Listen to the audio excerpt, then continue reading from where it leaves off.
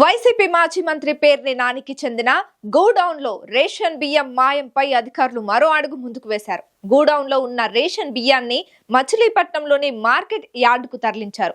పొట్లపాలెం గ్రామంలో పేర్ని నానికి చెందిన గూడౌన్ లో 185 టన్నుల రేషన్ బియ్యం మాయం కావడంపై ఆ గూడౌన్ యజమానిగా ఉన్న పేర్ని నాని సతీమణి జయసుధపై పోలీసులు క్రిమినల్ కేసును నమోదు చేశారు. ఈ క్రమంలో పౌర సరఫరాల అధికారులు సంబంధిత గూడౌన్ లో ఉన్న రేషన్ బియ్యం నిల్వలన్నింటినీ నగరంలోని మార్కెట్ యార్డ్ కు తరలించారు. గూడౌన్ లో స్టాక్ మొత్తాన్ని ఖాళీ చేయించిన తర్వాత ఈ గూడౌన్ ను బ్లాక్ లిస్ట్ లో పెట్టనున్నారు.